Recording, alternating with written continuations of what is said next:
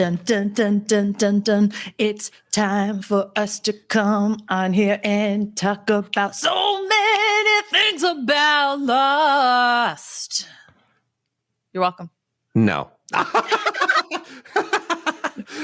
Hello, everyone. Welcome to Hot Mess Moments. So hot. Such a mess. Such a moment. I hate it. But welcome on in, everyone. My name is Dylan Zahner, also known as 8-Bit Dylan Online. Lost is my favorite show, but I've never seen The Nanny. And I'm Beth Dixon. Augusta Wind 11 Online, and The Nanny is my all-time favorite show, but I've never seen Lost before.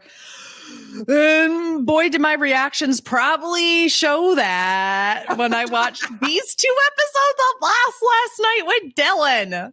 Oh my God. Let me tell y'all, the serotonin that I got from seeing your reaction when Ana Lucia gets shot and when Libby gets shot, the serotonin hit that I got. I was just like, she's not expecting this. That's how I felt when you were watching Close Shave in that scene. Oh my God. Yeah, and then I'm sorry. Somebody is calling me. Hold on, carry it. It's fine. I will talk to them. So y'all were not ready for the hilarious, like, just facial like movements that Beth had when we were watching that scene. It was so funny because she had little to no reaction when Shannon died, but like had all of the reaction when Michael said, "I'm sorry," and you were like I could tell in your face, like, what is he talking about? And then he points a gun at her, and you're like, oh, and then the shot happens, and you're like, ah, you're like freaking out, bitch. In the moment he did that, I had a little voice in the back of my head, right? Yeah. That said, Michael went off by himself. Mm-hmm. Who's to say he's not a good person, quote unquote, that the others would have been trying to get anyway? Yeah. And I wondered if he would be like basically turned, right? So that voice amplified when he talked about so many things about the others, but we'll get into that. Yeah, we'll get into that once we there's cover so the much. episode. There's so much, but I was gagged. But yeah, I like going back to like, this was such a good week for our podcast. Like, The Nanny had 2 really great episodes. We have 2 really great episodes of Lost. Like, and it was great because both of us were excited to see the other person's reactions. Like, I was so excited to see what you would think about Lamb Chop because there's so many iconic little moments, like the chase through the house and like, oh no, Chester ate Lamb Chop. And then you cut to like Close Shave with the longest laugh of the entire series. And then with this episode, so many unexpected moments. Also, I bawled like a baby in the first one. Yes. So like Dylan saw all the emotions of me. So we'll break that down. But before we break that down, Dylan, how's your week been so far? We are recording on a Wednesday. My week has been really good. It's currently snowing outside because there is a winter storm coming through the Midwest. So hasn't been too bad. Like, the snow isn't too crazy right now where we're at, but we had prepared. We were like ready to get snowed in. I was like ready. I was like low-key kind of hoping the internet went out so I could like read a book. But no, we can make that happen for you. It's called unplug the internet. Yeah, but then I still have to work. So that I was like, oh, if work's gone, I can just read a book all day. That's true. But I mean, you could lie and be like, oh, I don't have internet. Sorry about it. And then meanwhile, like, one of my old coworkers who lives like 5 minutes from me is like fully working, and then my boss just like texts them, "Is the power actually out?" You don't live in the same. Oh, you didn't say the power is out. You said your internet was out. Oh, true. Bitch, you live in a different place. Like, if you lived together and she was able to work, that'd be an issue. You know what I mean? Well, Nigel would also be streaming, so it's a hotspot on his phone that's really good. all my boss would have to do, because my boss knows of his stream, is just Google. Like, Your internet's not working, but your husband's Dylan. live. He's live from the library. Yeah, he's currently it's weird. Could you imagine and then being she'd like, be like, I'm why so aren't you sorry. working I from the need to library? stream from a public library and I'm going to bring my VTuber model and all that stuff. Could you imagine? That That'd would be so sick, embarrassing. No, it'd be I'd be so here for it. embarrassing. You're I'd like be here loud for as it. fuck. Yeah, I'd be like talking about like, fuck my pussy, like in the library, and the librarian's like, shut up. I like the librarian coming up and going, excuse me, if you're going to talk about fucking pussies, I would really appreciate if you just lowered your voice a little bit. The adult book section is actually right over there. And we also, if you're going to read adult books, like adult books, we ask that you don't have any exclamations here in the library. Yeah. We don't need to hear about how you want you to get your hole plugged by daddy. I have to get enough of that from Michaela, who works in receptions. I don't need to hear that from you, sir. So please take your stupid, goofy looking ass over to the adult book section and go read like a normal human being, you fucking scoundrel. Could you imagine? And then you pick up and you walk over to Michaela and the receptionist and be like, bitch, I heard that we're both holes that need to be filled. Let's be BFFs. And then you and Michaela, and she's like, girl, yeah. And then the two of you like kikiing, laughing, cackling, and then they like kick you both. She loses her job. And then we both start, we like move in together. Yeah. We actually like both audition for the same reality show, and only Michaela gets on. So then I have to take over her Twitter account and I make her an even bigger skank than she was before. Oh, love this. And then they do like an all-star season of that reality show, but they bring in a partner from their life and you're the partner who gets to come in, and there's all this drama. Oh my God. There's so much drama. I fuck one of the contestants and then that contestant fucks her, and it was like, what? And then we get in a big fight. We actually stop talking for the next 5 years because of that situation. And then we end up reconvening again 5 years later because on a reunion. On a reunion, yes. All because of a library stream. All because we yelled pussy in the library. You know, I was just talking to I had a therapy appointment for my first time in like a year yesterday. And I won't obviously talk about what I was talking about in therapy, but one of the things that we were talking about was like, you know, you've moved to a new place. How are you exploring and finding friends and such, especially in the middle of the pandemic? And I was like, you know, that's hard and that kind of thing. All I have to do, I figure out just now, is just go into a library and yell "bussy" and just see what happens. So it just happens. It's not my fault. If I don't yell "bussy," I should go in there and go, "Who has a booty hole?" Who has a big fat booty hole? For those that don't understand that reference, please go watch our season 1 coverage of Lost, because we will continue to use booty hole. It's great. Until we die. I mean, I'm literally, if Dylan has an untimely passing, like years and years and years and years and years before me, for whatever reason that I outlive him, which I don't think should happen. I think I'm just like a walking case that's like a ticking time bomb, I feel like sometimes. The way I maneuver through life. No, but if that ever happens, I want it known that when I attend the funeral, I'm going to shout like, I don't know why he left us so early. His booty hole is gone forever. And just like have an exclamation like that. And then I'm going to make sure that here lies Dylan's booty hole. Booty hole. And you know what? I wouldn't want it any other way. Honestly, cremate me and fly to Hawaii. Okay. Spread my ashes over the exact location that they filmed where Boone died. Gotcha. And if you can, get the same cot. And just like, yeah, that's beautiful. That's Don't actually do that because I'm pretty sure that's illegal. But but if you I like how you had to put that disclaimer, like no offense, but as if I was really gonna do that. You better. That would have been my last wish. And I love the idea that like you don't tell your husband this. And I'm literally fighting him like, no, this is what he wanted. What he wanted. He said it on Hot Mess Moments. Season 2, episode 19 and 20 coverage of Lost. On, February 3rd, 2022, you're going to hear it. I swear. I love it. Funny. Okay, let's get into these episodes because we have a lot to talk about. Yeah, these we are do. very beefy episodes when it comes to lore and story. Very beefy. It ain't no lean beef either. It is beefy, full of fat. Oh, it's full Angus.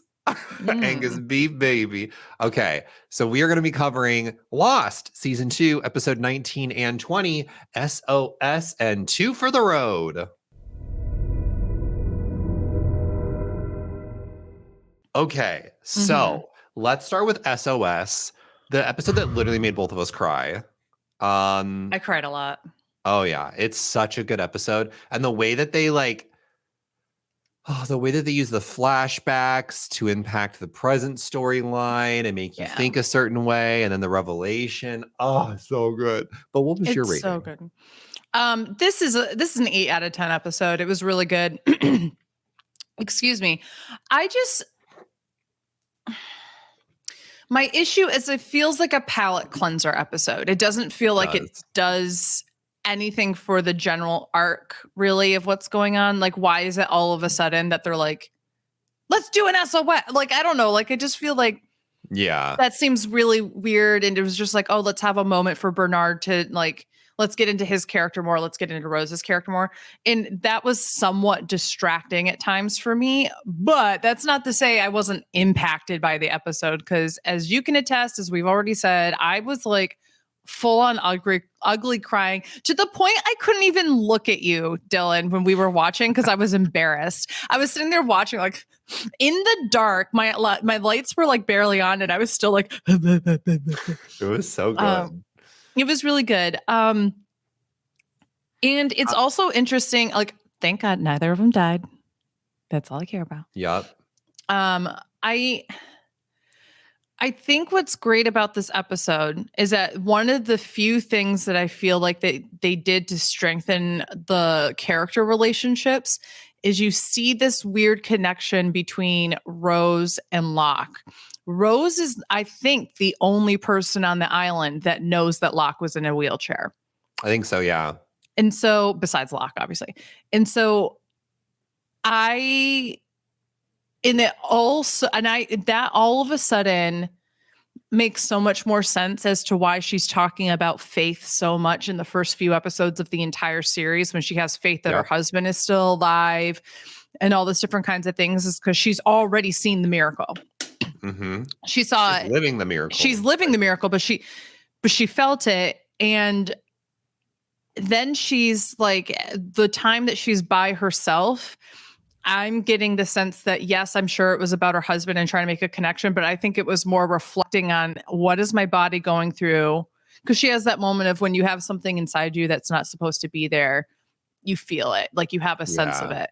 And she lost that sense of it. So I think that all of a sudden you have this flashback to her when she was very silent on the beach and having those reflective moments for like days on end, where she's not eating and she's like, really just keeping to herself, that all of a sudden that is like much more powerful of a moment than we had ever imagined. And in the back of my mind, I was like, there's got to be a reason for this besides just trying to connect with her husband on a spiritual kind of level, right?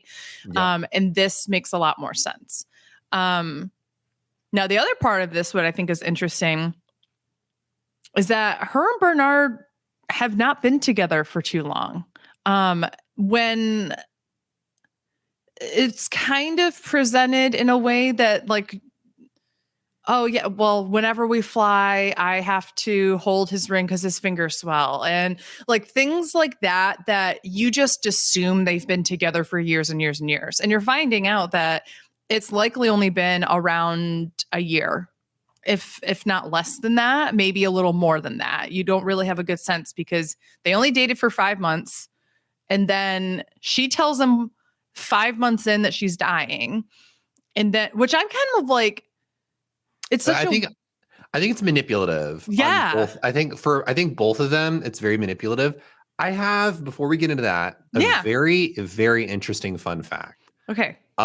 Is this a fun fact or is this another one of your it's actually sad. It is actually a sad fact. It is a sad fact. I need you to stop saying fun fact when it's something sad. It's a fun fact. It is a fun fact in the sense that so the background, the flashback and the story of Rose and Bernard is actually based off a true story. Oh, it's actually based off of the actress that plays as Rose's real life story.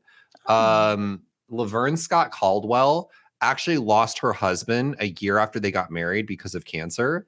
And so the reason why she's not in season 1 a lot is because her husband was having health problems while they were filming. He ended up dying of cancer, and they decided to use the story of her husband as the background for Rose and kind of add that layer into her character. And so what we get is seeing it from the flip side, where she is basically playing her husband's story in the show. And it's the reason I say it's a fun fact is it's really cool to see like the actual actors' real life story impact their character story.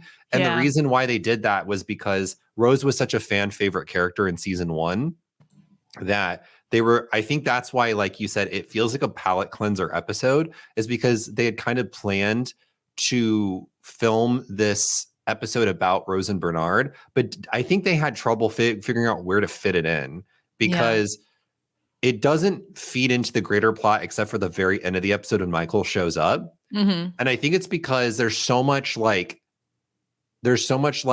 deep, dark storytelling that's happening in the main story arc that this is, like you said, a palate cleanser. How do you fit this in? Do you put it at the very beginning? That doesn't make any sense because the tailies haven't showed up yet.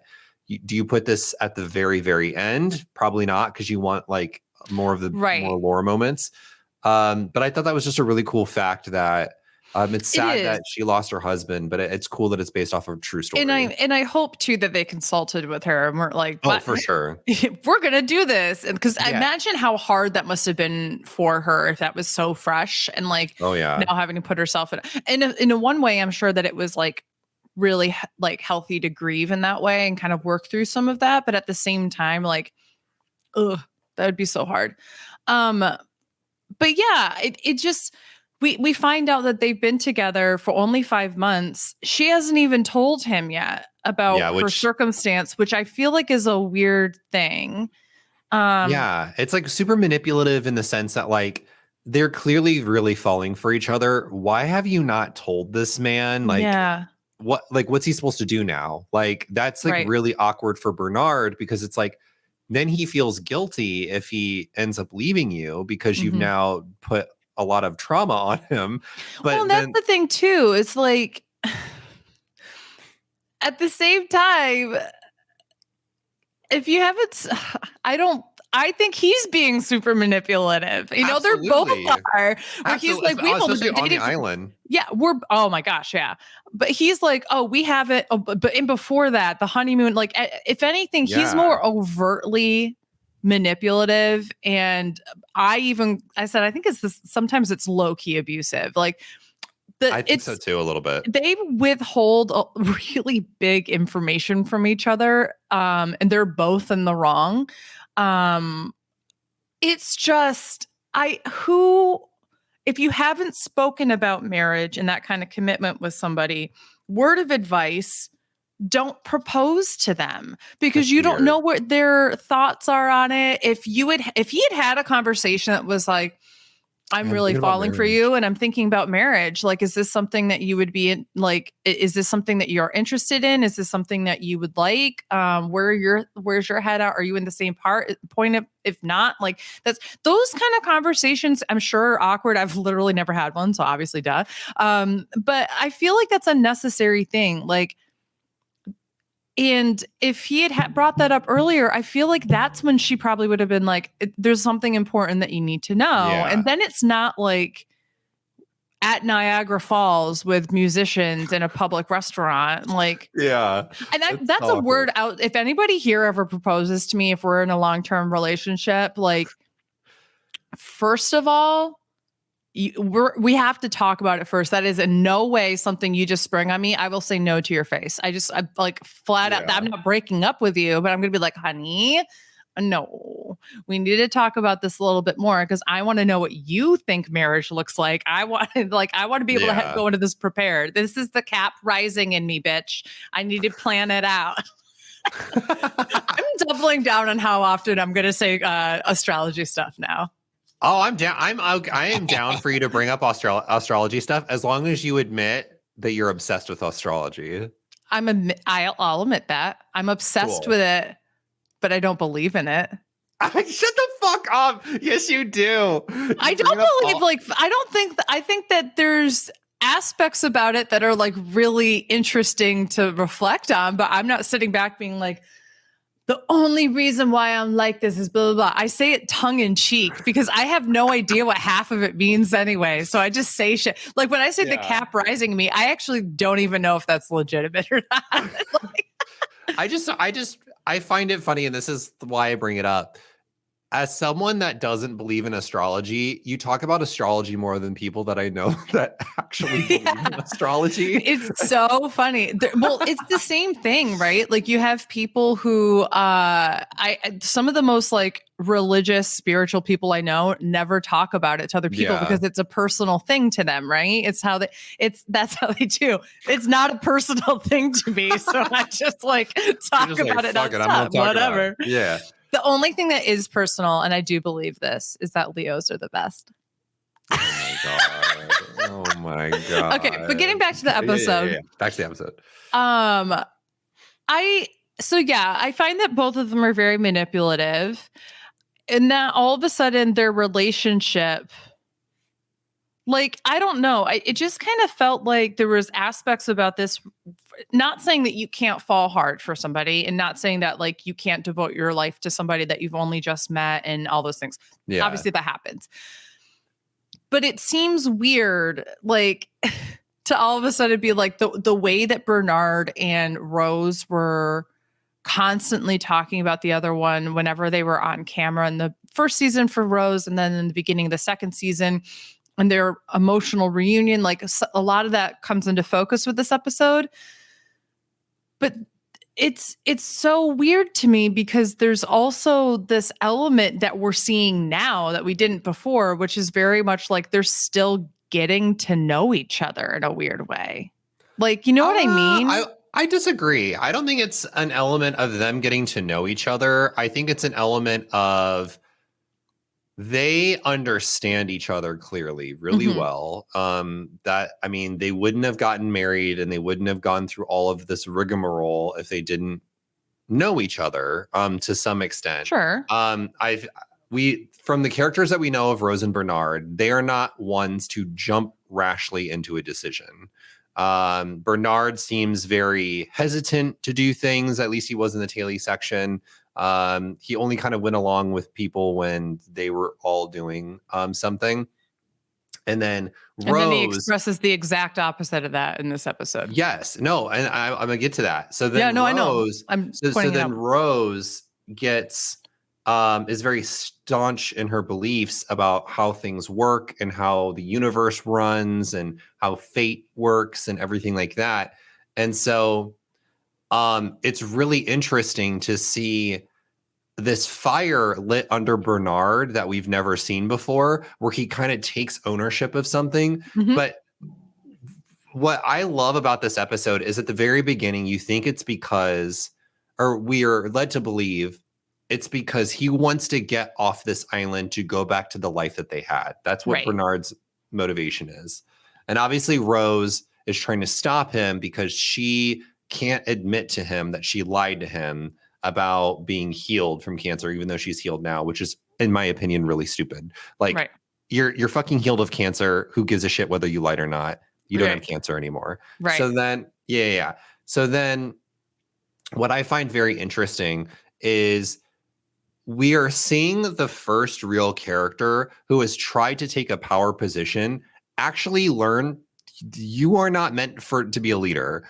And we've seen that before with like Jack's obviously leadership skills kind of suck. And Locke's leadership skills are a little lackluster. And like even Saeed has his moments, but like at the end of the day, they're still respected as an authority. Yeah. And it's like, I think it goes to show that not everyone is meant to be a leader and not everyone is meant to have power. And that is what they're trying to, I think, portray here with Bernard, where he's like trying to tell people how to do things. Bernard's character is never meant to do that. As we've seen throughout season 2 so far, he just takes orders. That's all he does. And so I really like by the end of the episode, we learn what Bernard's purpose is, and that is to kind of be someone there for Rose, and vice versa. He needs Rose there for him because they are really meant for each other. Like, I think outside of not knowing someone, these two are clearly paired and they are meant to be together. And I think like that's what I love is it's, even though they've jumped into this, it's clearly for their benefit for the both of them. And I actually kind of liked that Bernard was asking questions that I wonder why people aren't asking more. Why the fuck don't we want off this island? Like, why is no one fighting to get off this island? Yeah. He's like, you all built a raft. Okay, the raft didn't work. What's your next plan? You've all kind of given up and you're just kind of living on this island. And it brings up a good question because I think that's what the viewers were thinking. Right. At this point, after they'd given up on the raft. I love that Rose brings up, we both know that's not, we know that you're going to heal fast. Like she fully acknowledges like the Locke. Yeah. You know, like we're not stupid. And so I like that they're saying the quiet part out loud. That I think has been kind of sitting in season 2. Yeah, and that's what's great about it. But going back to the Bernard Rose situation, what I struggle with here, and this is why I say that they're still learning who each other are and who they are as a relationship, is that the whole reason why they were in Australia was because Bernard is not even like at the end of the day, what he's doing is selfish, right? He's trying to make her live longer for himself. And he's not, and he thinks, oh, this is something that she'll go along with, that she'll want to. And clearly she hasn't been open enough with him to say, I'm at peace with this. Like, you know what I mean? Yeah. So this is something that I'm like, it's so weird that you have those aspects of like, they're still getting to know each other and they only have a finite amount of time in order to do so. And then you also have like, while they're on the island, like they just don't have the communication that a couple that would have been together for much longer likely would. Like, but at the same time, they're portrayed like they are an old married couple. You know what I mean? Like that's what like the dissonance is, which is, I don't think a bad thing. I think that's a very realistic thing, but it's an interesting take on it. And I think that you can tell that they shifted Rose and Bernard's storyline to fit the actress's That's my point. Backstory. And you can tell this because there is technically a continuity error. If you remember in season 1, when Rose is on the plane, she's talking about how she holds Bernard's ring for him because of all the years that they've been together. She basically like kind of refers that they've been together for a very long time. That's what I was saying. Yeah. Like this is why it's so weird that it's like, oh, they actually don't know each other that well. Yeah. In this episode, like they shifted it. So it's like, oh, okay, now they've only been together for maybe a year. Because he proposed after 5 months and I don't know how quickly. You know? Yeah. So that's what I'm saying is like, that's one of the reasons why it's not like a 10 out of 10 episode for me is like, there's little, like little moments like that are distracting. But I will say the idea of the faith healer and then like, you know, the faith healer is really putting it in your face. Like he's like, there are other places in this world with other gravitational and magnetic poles or whatever energies and such. You just haven't found your spot. We know that this place is, and what's also interesting is we know that there's a huge magnet sound if you don't press the button every 108 seconds. So I do believe that the healing properties of the island, this is the writers of their way trying to like, hey, people at home, we are telling you without coming out and telling you. Like, look at like this. This is like how the healing works. Is like Right. It's like has to there's do with energies and energy. magnetism and such on this island. Yeah. And fun fact, there is a little bit of science behind that, like Mhm. how people when you like mess with like magnetism, like how there's like quicker healing there's like some science behind it. I remember back in the day like kind of looking into it. It's very like pseudoscience, but there is like some science that kind of explains this, whether or not it's true or not. And It's it is also about interesting. vibrations too.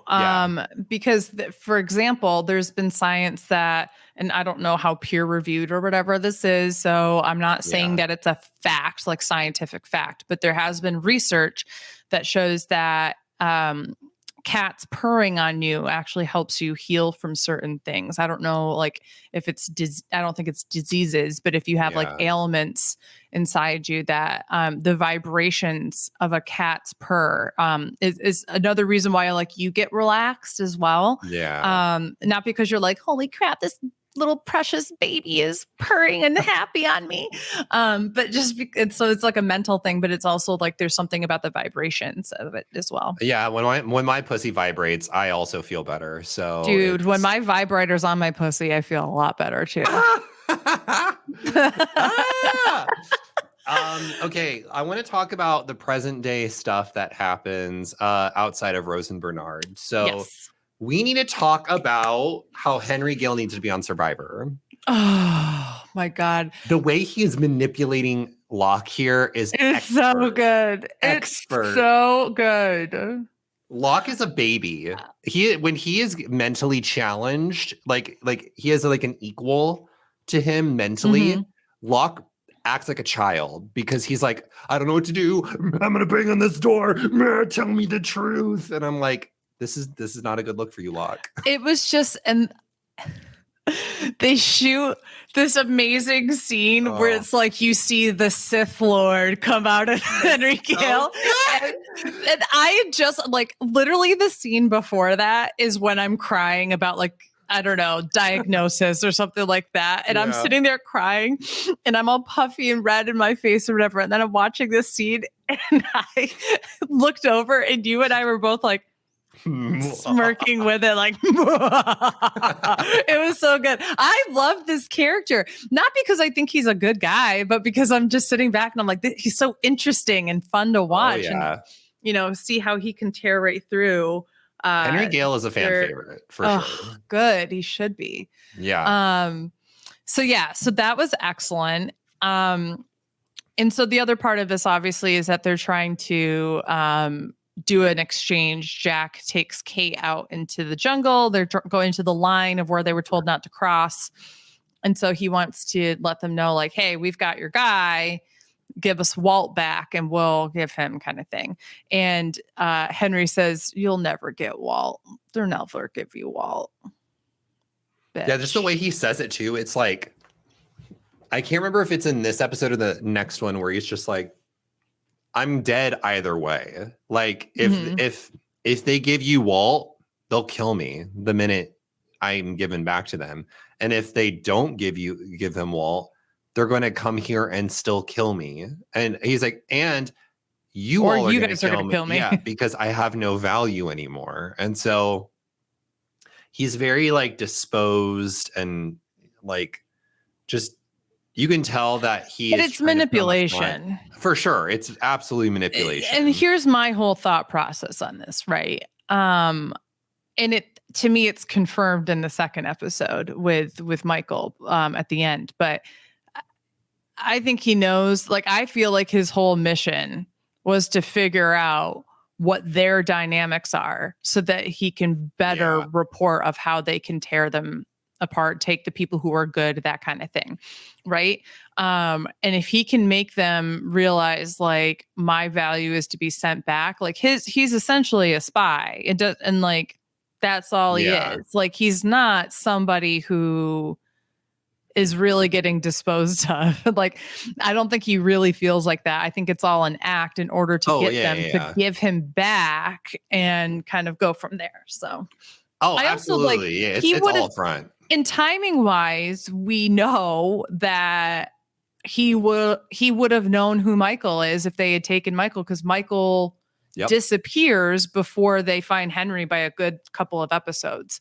So yeah, he's definitely like not being dumb, but I love, and I think this actually happens in the next episode when he manipulates Locke into saying, "Oh, I was here to get you.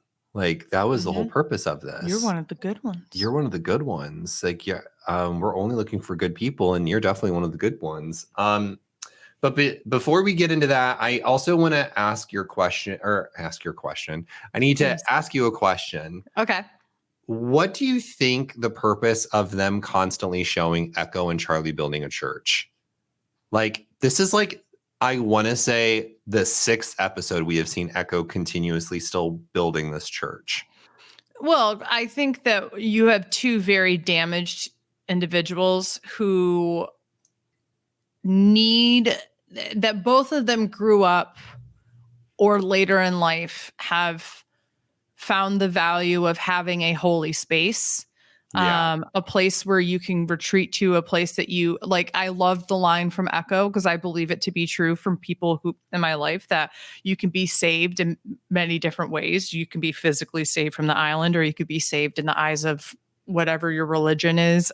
You can be saved from yourself in a mental or emotional crisis. So there's multiple ways to do that. And a lot of people find that having a place that you go to physically, I don't care if it's a church, a mosque, a place of worship, if it's a yoga studio, if it's, you know, your favorite bench at a park or something, that people long for those places where they feel like they can get in touch with their spiritual side and be reflective and grow. And both of these people, Charlie and Echo, are dealing with a lot of demons and recognize that they need that comfort. And they also need to keep busy, because even though Echo's not ostracized from the group, he's like self-ostracized. Charlie's ostracized from the group. Oh, for sure. Like, so no one wants to interact. No one wants to do anything with him. And so having someone who Echo is good for Charlie, right? Because it's what's interesting too is like the power of their dynamic. You have somebody who was addicted to the drugs that Echo didn't want brought into his country. Yeah. And then, which I think is an interesting thing. Yeah. And then you have the dynamic of religion. You know, both of them grew up religious and then left the church. And then Echo had to come back to the church and basically be his brother. And Charlie's relationship with his brother is that his brother was also lost to him, but in a way where his brother took everything from him, not the other way around, if that makes sense. Yep. So they have opposite and parallel storylines to a certain extent. So the fact that the two of them are together, I think, is a powerful statement. And I think also reflects on the power of what they need to work on and build this thing. They're building a church. They're building a place where people can come together. They can come separate, alone. Doesn't matter who you are, if you're ostracized or if you have the entire group who loves you. This is a place that all will be accepted. Yeah, I think that's literally could not have summed that up better. That was beautiful. Could you imagine if I was so good in school. God damn it. But sadly, the reason that they're together is because they want to fuck. Place of worship, baby. Call up the Lord's name. They build a church and they're just to fuck in it. Like, that's the only reason they built it. And you're like, this took a weird turn. Lost is like going a weird route. For the sake of time, let's get your MVP and LVP for SOS. I know the shocker for everyone listening is that I'm not going to give MVP to Rose. I know. Believe me, I know. God.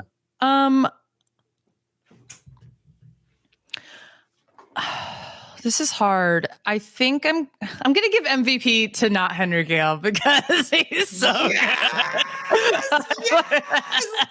I love it. Not Henry Gale. He is the moment. Not Henry Gale made me go from ugly cry to ugly evil smirk, and I was here for it. That was so good. Okay, LVP. I know this is like highway robbery in the sense that I'm not giving either Rose or Bernard recognition in this sense on their episode. But I'm going to give LVP to this is different. Okay. Okay. I'm giving LVP to the entirety of the extras. Ooh, so all of the other survivors. Okay. Here's the reason why. Yes, a management issue was had with Bernard. But the people, first it was Rose's fault, honestly, that he was not getting them. But he had people who were interested and were listening to him. And then it's Rose that's counterclaiming all this stuff, right? Yeah. And then it's the way that he's doing the jobs and such.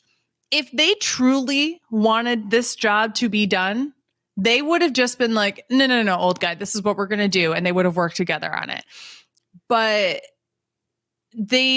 it's like no one cares. No one has a backbone. Nobody is doing anything besides, so if they really felt like they believed in his cause, they would have seen it to the end. If they didn't believe in his cause, they would have told him straight up, like, no, we're good here. We're just chilling. And then the episode wouldn't have gone anywhere. I understand that. But I'm just kind of just like, these people they're sheep. They have no sense of self. They're literally they're literally just extras. Like they're just extra bodies. It's like, okay, for those of you who have never played the board game, my God, Dead of Winter, they're like helpless survivors in the colony. They really are. Where you just gotta fucking give them food, but they don't do anything in order to help you with your missions. They don't help with the crises that you come up with. And it's just like, oh. So I'm going to give them LVP. I think it's smart. I mean, I think Bernard's plan was pretty sound. Clearly, there's a plane that flies over this island. Why would we not make an SOS sign? I would also maybe not put the SOS in the tide area, but cool. He's like, I'm going to go trace the letters.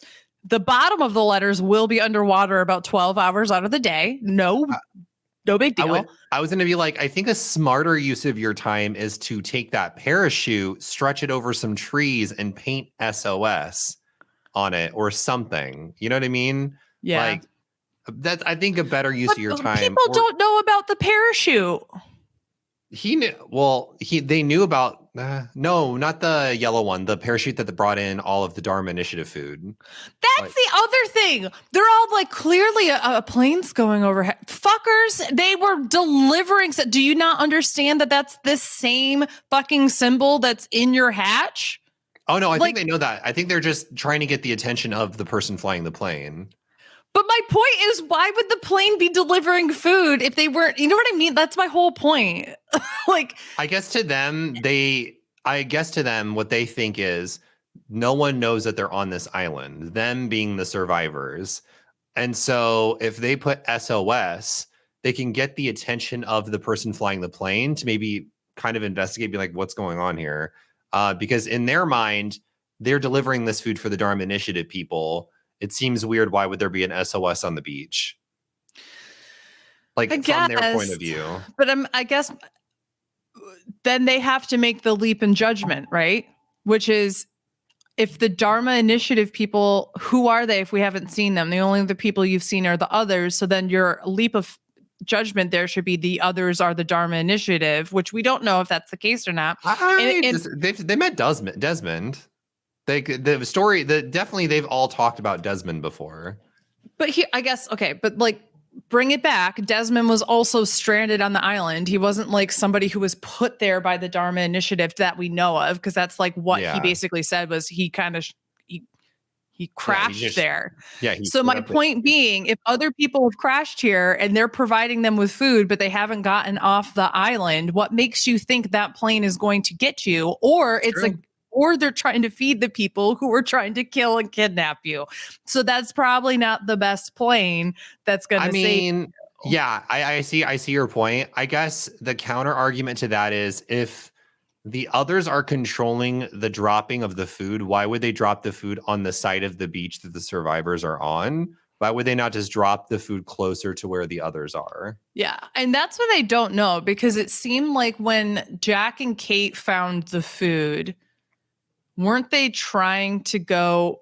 Why were they out there again? No, they were shit, I can't remember. They weren't far from the beach though. Like they are definitely within plane crash survivor territory. They are not in others. I thought they were closer to like where the line was but I can't remember why Jack and Kate were out, and when they saw the flashing light, they were looking for somebody. Yeah, I can't remember either. Fuck. Regardless. Oh, they were looking for Ana Lucia and all of them. So my point being was that they were supposed to be going out as far as those guys went. That's my point. Is like, so I didn't think that this was supposed to be super close, but it must be that Jack and Kate didn't get that far. Yeah, because like the other people like Hurley and stuff end up showing up when all the other survivors are there, and Hurley and them weren't very far. Like Hurley and Libby, because he's like on that cliff that like is near where their beach is. And so like it's not super far from where the survivors are. Yeah. But that makes sense. I like those MVPs and LVPs. Yeah. Let's transition now over to Two for the Road. I think we can just like pretty much just sum up Ana Lucia's backstory to, because like she has the worst flashbacks. What? I have questions. Like, who the fuck? I don't care if you just shot the person who shot you and killed your baby. Like, who is following a random drunk man to Australia who clearly just got fired for being an alcoholic? It's weird.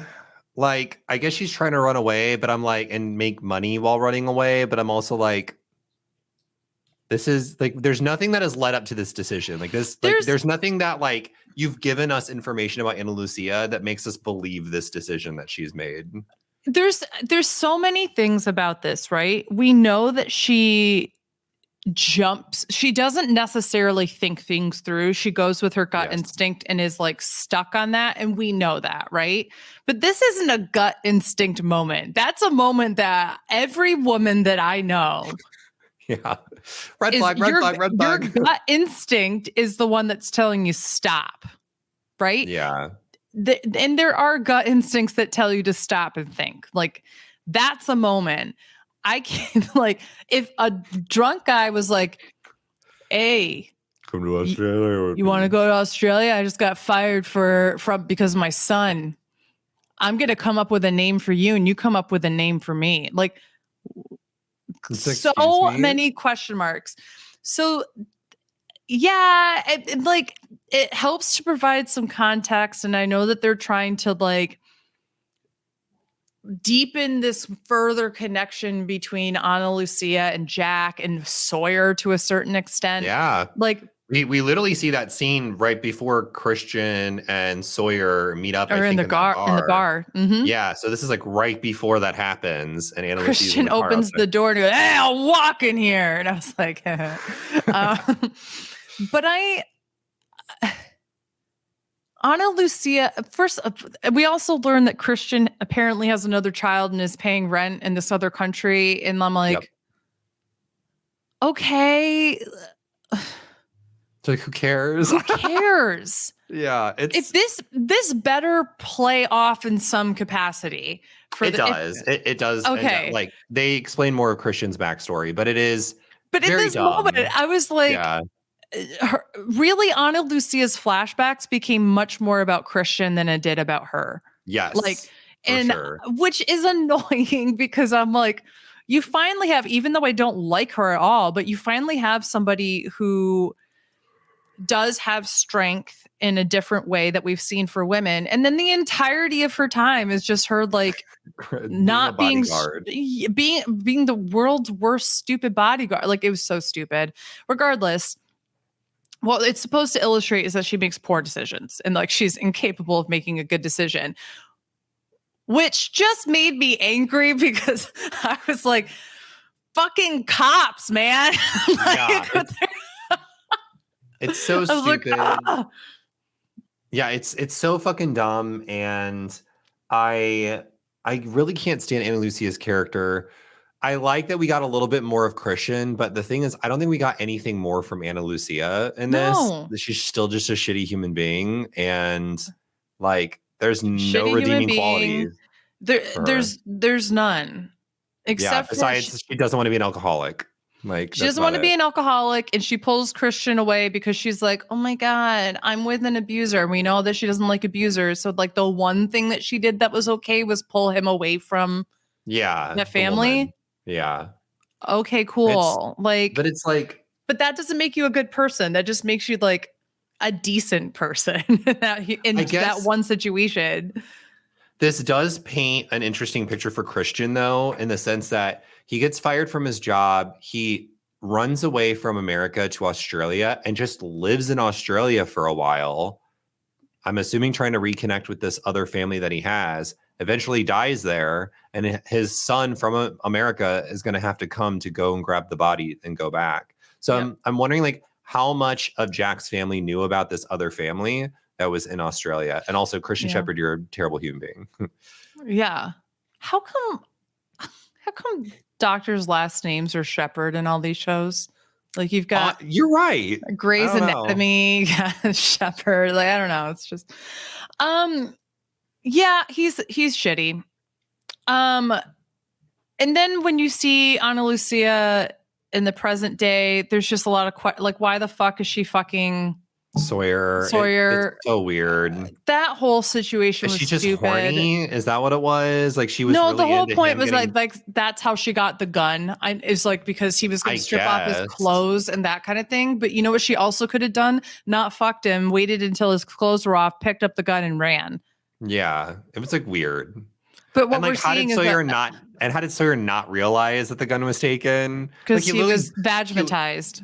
But he literally like reaches back on his belt all the way back at the beach camp. He's like, oh, my gun's gone. It's like, you didn't realize you didn't have a fucking gun in your ass? When you weren't clothed and you put your clothes back on, you didn't see the gun. I mean, honestly, so that was stupid for both of them. Like, I was like, I feel like they just wanted a sexy scene with Michelle Rodriguez. By the way, I didn't give my rating for this episode, but this is another, this is going to be an 8 out of 10 as well. Just given it's purely because of Ana Lucia. Like, I can't stand her as a character, but the ending makes up for everything, right? This episode, it comes out of nowhere.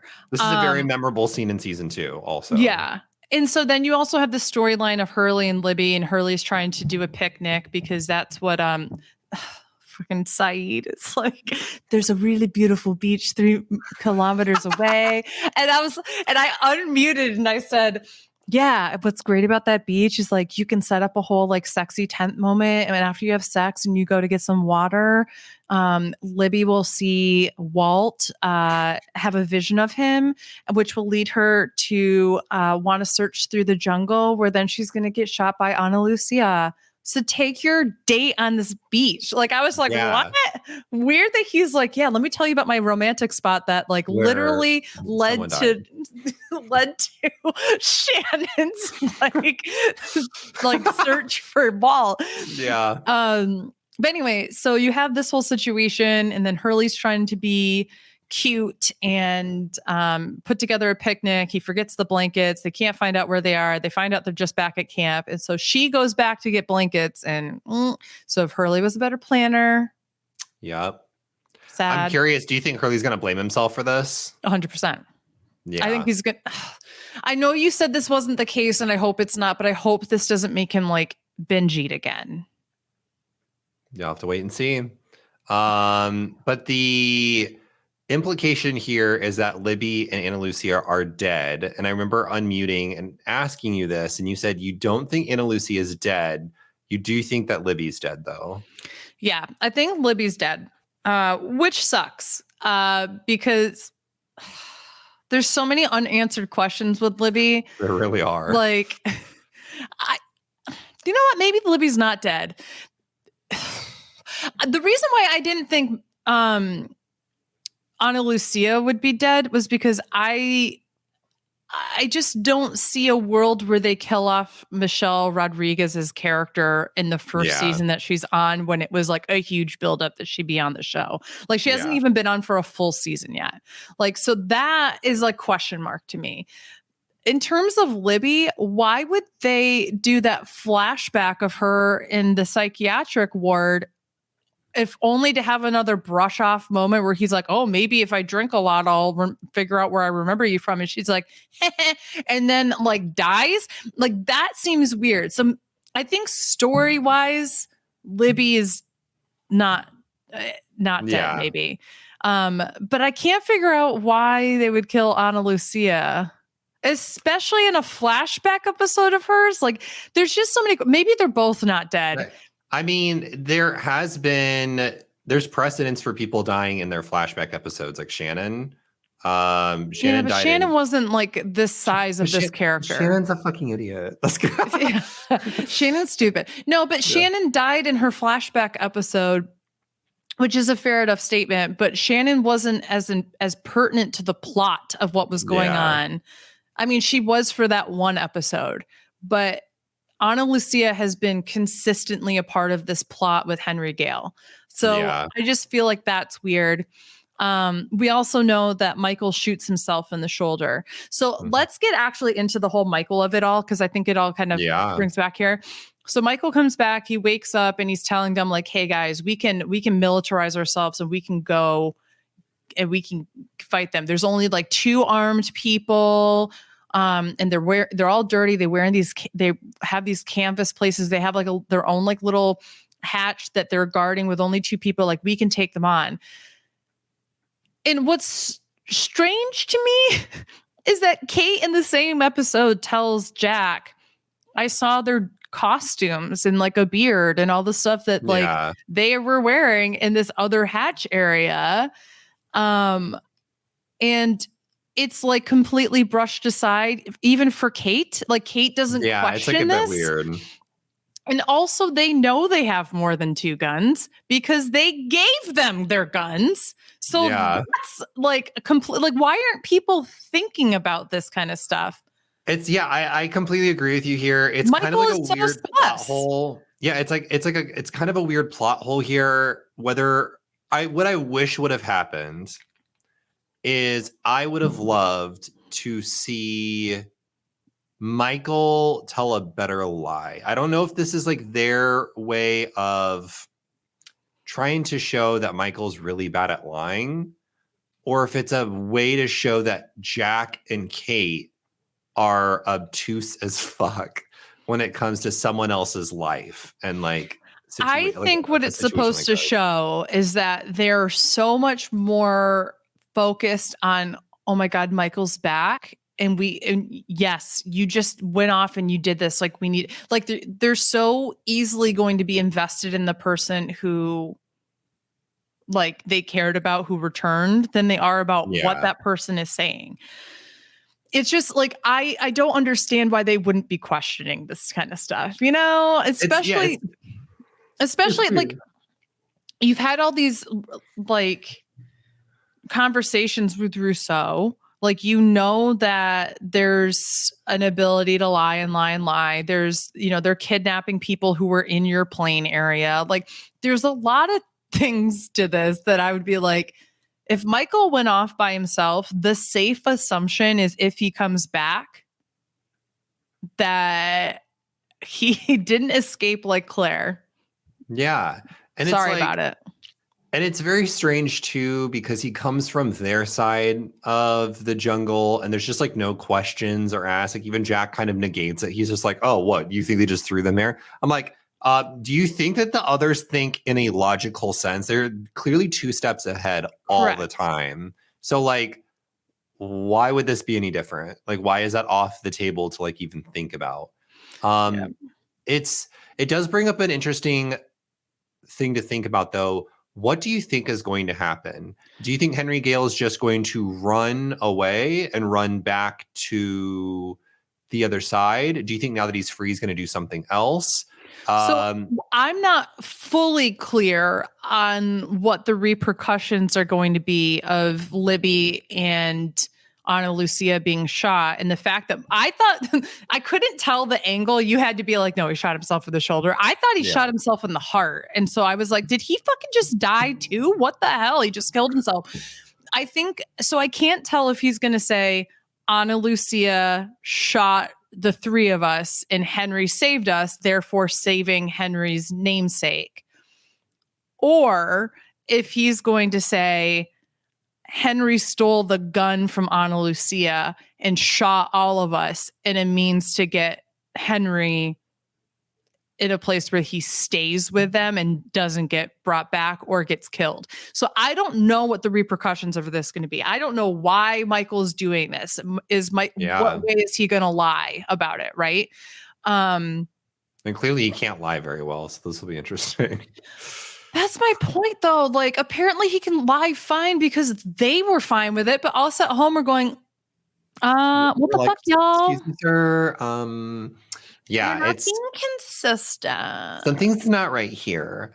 I am just loving what Henry Gale is bringing. I really hope that we get more Henry Gale in the future, especially if he's like sticking around, if he's leaving, what's going to happen. All I want is more Henry Gale, not Henry Gale, I should say. I think I've kind of said this before. I've never really cared much for Michael's character. He's always appeared like kind of boring for me. Yeah. And one note, this gives him so much more depth. And so I'm excited to see what happens now.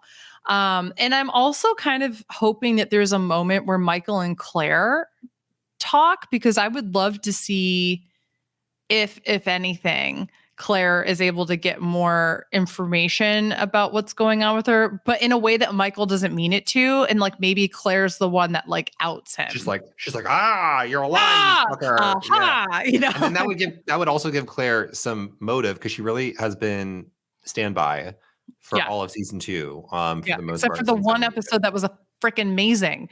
Yeah, that was a great episode. But. Okay, so MVP and LVP for this episode. Do I choose violence here? Oh, you can always choose violence here. Michael's MVP. Yeah, he got his mission done if that was his mission. If his mission was to shock the fucking hell out of Beth and make this episode 10 times better than it was. Yeah. MVP. LVP clearly Ana Lucia. Hands down. I don't think there's ever been a moment where Ana Lucia has ever been MVP. I could be wrong, but like I think I gave it to her once, actually. Oh. Well, she's just a shitty character. And she really is. Like, she has no redeeming qualities up to this point, at least. And I can't stand her. I also love dead. I won't be mad. Oh, same. Like, I think also same with Libby. I think if Libby's dead, I will be sad that there are some unanswered questions. Yeah. But also, like, again, Libby. Okay, and this is a terrible thing to say. I don't like what Libby was turning Hurley's character into. I like that Hurley was more grounded, and I do like that Hurley like gets flirtatious and gets more character depth. But I also confidence. Yeah, and more confidence. But I also like when Hurley's with the main plot and is like part of the crew, or is like part of the bigger conversation happening. And I feel like with Libby, he was kind of getting taken out of that. And he was like kind of put on standby as well. And I don't like seeing Hurley like that. There are certain characters. There are certain characters / actors or actresses. Oh, yes. who annoy the hell out of me with their facial expressions. And I'm going to be mean and say that the actress who plays Libby does kind of annoy me, because it's always this like, oh, is everything all right? And you know who is my number one? I absolutely can't stand her actress, and it's not on Lost. Who? It's Elizabeth Moss. If you watch Handmaid's Tale, she's just like, I can't stand her face. And that sounds so awful because I don't mean it in like a looks like physical appearance way. I say she's ugly. No, like I don't think that she's ugly. Like, but I just sit back and I'm like, I hate the facial expressions that you consistently make. Yeah. The other one, Kristen Stewart drives me fucking crazy. She like I can see that. It's just like I'm sure that my face is punchable for a lot of people too, but like it's just like that Libby's face was getting annoying to me where she'd be like, why don't you say that? No. Yeah, and like she always came across she doesn't move her upper lip ever.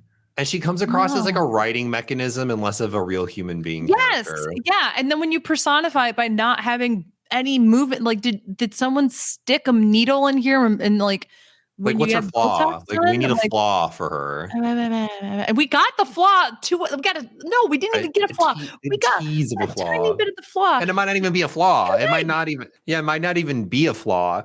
So that's like, I don't know, it's weird. But if they kill her, my hope is in a flashback of Hurley's or something, we will get more information and like maybe he remembers why he remembers her or something like that. Yeah, hopefully that'd be great.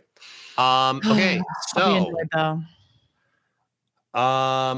next 2 episodes. Okay. The first one is called just the symbol of a question mark. Who do you think that's a centric episode of? So it's just question mark. It's just a question mark. That's the name of the episode.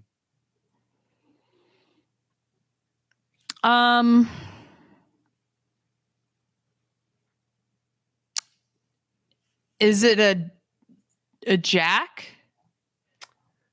It is an Echo-centric episode. Oh, okay. And you're going to find out what that question mark means on the map. Oh, cool. Yeah. So it's a good one. It's a really good episode. Yay. Okay. Yeah. This is, if I remember correctly, this is an intriguing Echo episode because it's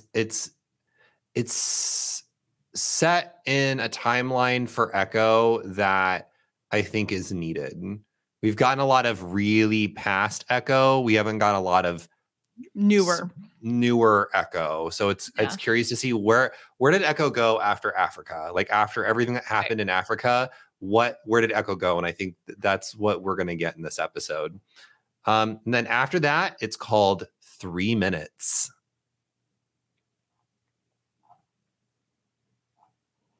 And this Henry Gale.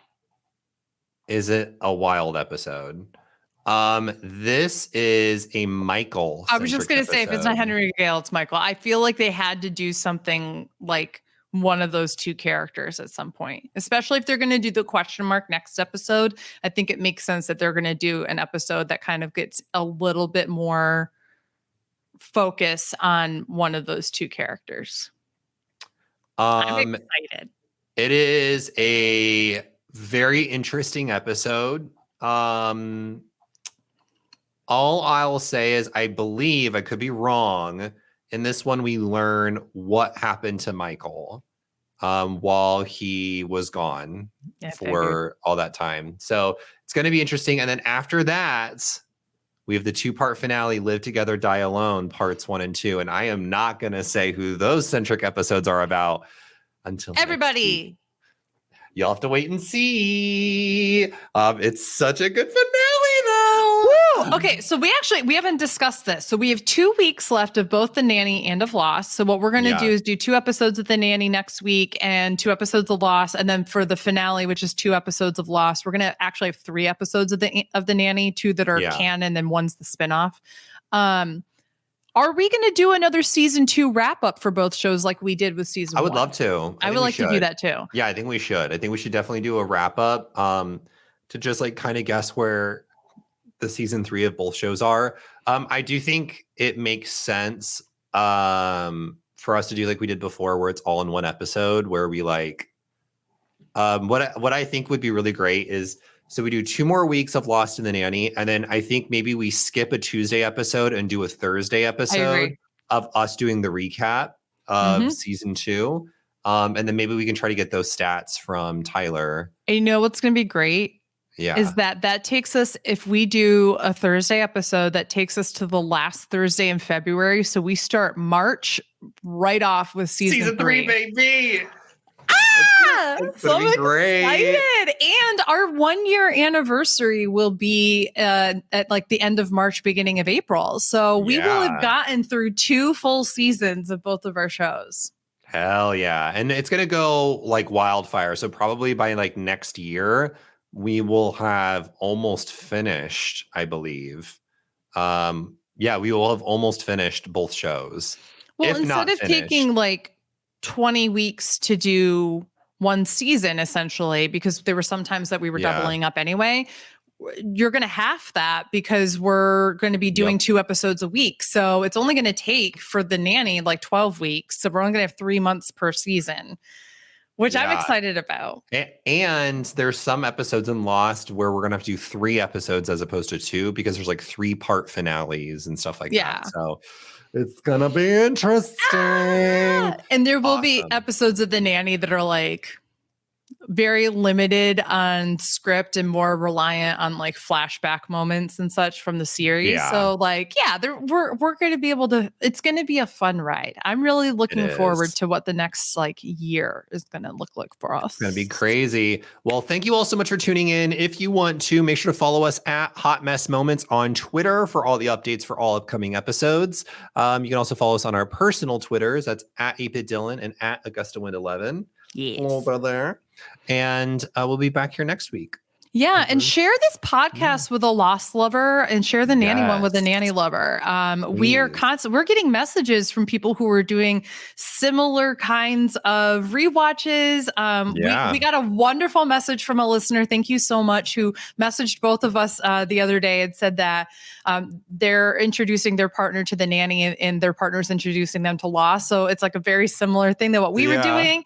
And so if you have people who are doing rewatches of either show, please show them the podcast. Let them know that we're out here. Do warn them that we are hot messes and that this is adult humor. 100%. Sure. Don't like show this to like your 11-year-old cousin who just got into Lost or whatever.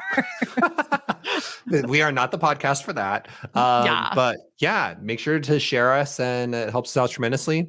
We will be back next week with 2 more episodes of Lost. And until then, stay awesome, stay beautiful, you lovely people. Bye. Bye.